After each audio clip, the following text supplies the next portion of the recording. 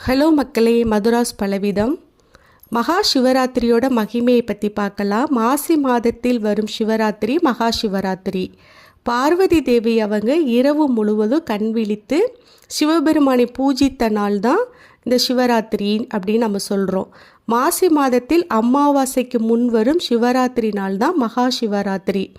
ஒரு சமய பார்வதி தேவி அவர்கள் சிவபெருமானிடம் நாதா உங்களை வழிபாடு செய்ய உகந்த நாள் எது என்று கேட்க, சிவபெருமான் அவருங்க மாசி மாதத்தில் தேய்பிரை 14ஆம் நாளான அமாவாசை நாளே எனக்கு மிகவும் உகந்த நாள். அன்று விரதம் இருந்து வழிபாடு செய்பவர்களுக்கு என் பரிபூரண ஆசி கிடைக்கும் என்று அவங்க சொல்ல, சிவன் கோயில்களில் விடிய விடிய 4 கால அபிஷேக ஆராதனை எல்லாம் நடக்கும்.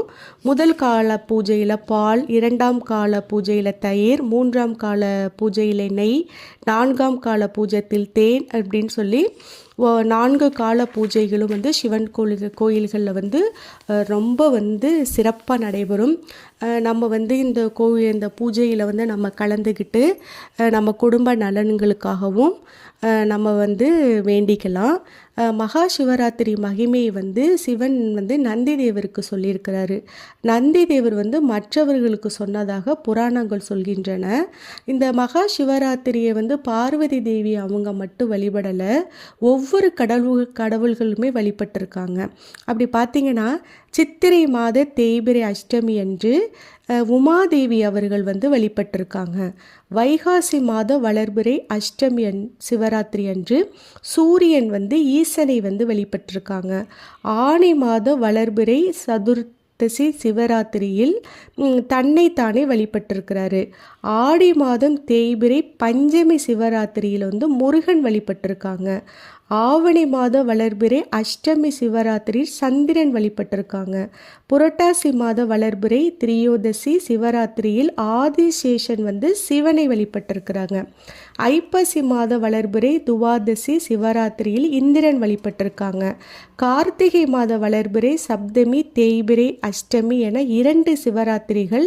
இந்த 2 சிவராத்திரிகளில் சரஸ்வதி தேவி அவங்க வழிபட்டிருக்காங்க. மார்கழி மாதம் 2 சிவராத்திரிகள் வளர்பிறை தேய்பிரை, இதில் லக்ஷ்மி தேவி அவர்கள் வழிபட்டிருக்காங்க. தை மாத வளர்பிறை சிவராத்திரியில் நந்தி தேவர் வழிபட்டிருக்காங்க. மாசி மாதம் தேய்பிரை சதுர்த்தசி சிவராத்திரி தேவர்கள் வழிபட்டிருக்காங்க. பங்குனி வளர்பிறை சிவராத்திரியில் அன்று குபேரன் வழிபட்டிருக்காங்க.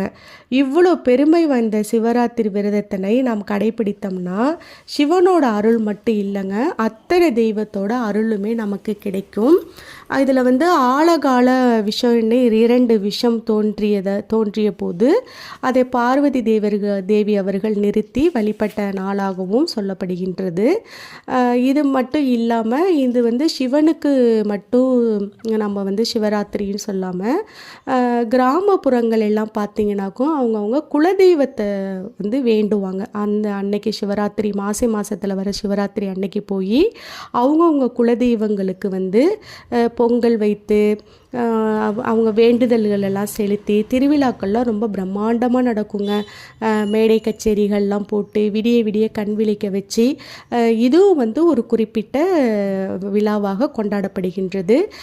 என்னோட சேனல் உங்களுக்கு பிடிச்சிருந்துச்சுன்னா லைக் பண்ணுங்கள், ஷேர் பண்ணுங்கள், சப்ஸ்கிரைப் பண்ணுங்கள். தேங்க்யூ.